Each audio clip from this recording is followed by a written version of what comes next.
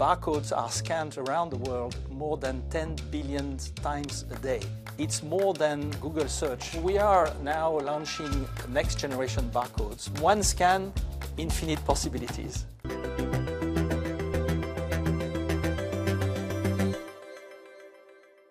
Welcome to The Big Question, the series from Euronews where we address some of the biggest topics on the business agenda. I'm Hannah Brown, and today I'm joined by Renaud de Barbois, the President and CEO of GS1. So thank you so much for joining us today. For those in our audience who don't know, can you just explain what is GS1 and what do you do? GS1 is a global standards organization. We are neutral and not for profit, and we are best known for the barcode. The barcode has been named by the BBC as one of the 50 things that made the world economy. Wow. And today, barcodes are scanned around the world more than 10 billion times a day. It's more than Google search in one day. So just to give you the magnitude of what we're talking about. And thinking about that kind of impact for businesses, the introduction of the barcode, how did it really change the game for businesses? The benefit of the barcode was really around efficiency in the store, reducing the queues for consumers in the store so that they can go faster through checkout. 50 years ago, the first barcode scan was in a supermarket in the United States, Troy, Ohio, and this was a pack of Wrigley chewing gum. That was the first scan ever happened in the store. But since then, over the 50 years, this simple scan has helped to connect a physical product with its digital identity.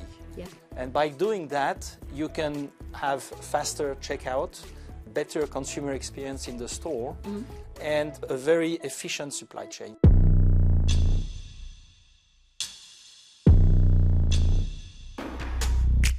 The barcode's been around for, over 50 years now, and it's changed the way customers shop and businesses operate. But it's not the plan to stick with it going forward. What's next? So we are now launching next generation barcodes for commerce to basically power commerce in the digital era, giving consumers and companies more information they can trust to make smarter decisions. What we did is to marry the two technologies, the QR code and the barcode. And we've basically put the barcode inside the QR code. Now the consumers will have access to a wealth of information about the product.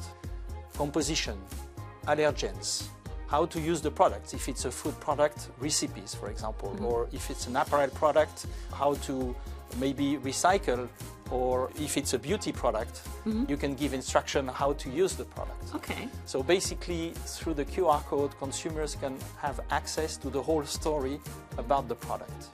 Now, the beauty of marrying the two is that companies can also use the same QR code to implement more transparent, more traceable, and more sustainable supply chains. One scan, infinite possibilities. So it does sound like there's actually, a lot of benefits for businesses of making this transition to QR codes.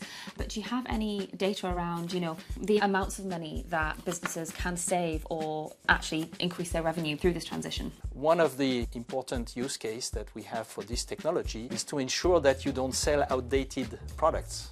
Yes. One concrete example, Woolworths, who is one of the major grocery retailers in Australia, they've used this technology, next generation barcodes, to implement a better way to manage poultry type of products, which are very sensitive from an expiry date standpoint.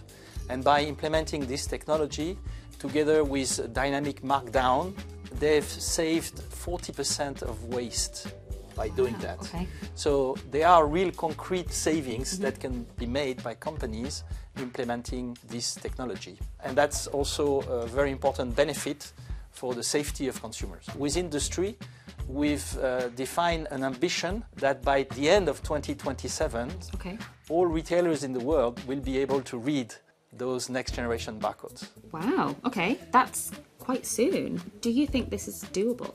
Yes, we think it's doable. Now, it's an ambition. We'll see how fast it goes. Obviously, it represents some investments on the part of retailers to adapt their point-of-sale system, their scanning systems. But it's already well underway.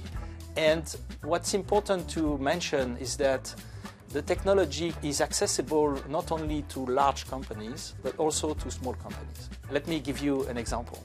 The first small retailer in the world to adopt QR code powered by GS1 is a deli shop in Brazil with 3 shops. And in 2 months, with the support of GS1 and solution providers, they've implemented the technology. And the benefit for them was better inventory management. They've reduced waste by 50%, and they can connect better to consumers. Because on every product, for example, a cheese that they sell, they have a QR code. And when the consumer scans the QR code, he's got access to all the characteristics of the product. And in addition to that, if he likes it, he can reorder online with the same QR codes. And just thinking about the environmental impact of this, if we're scanning QR codes and that's linking us to information, that is all going to be stored on the cloud. And I think we are kind of globally starting to wake up to the impact of the cloud. It's a very useful resource, but if we don't use it well, actually it has quite a big environmental impact.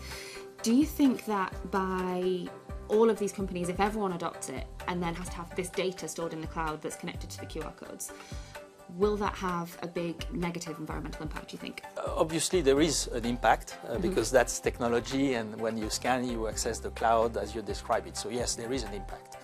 But what we believe is that by having more information, the consumers will be able to make smarter decisions. Okay. And so by empowering consumers, they will be able to make the right decisions, and this will influence products, and the products will become more sustainable progressively. The other benefit that we see is these QR codes powered by GS1 can help implementing new sustainable processes.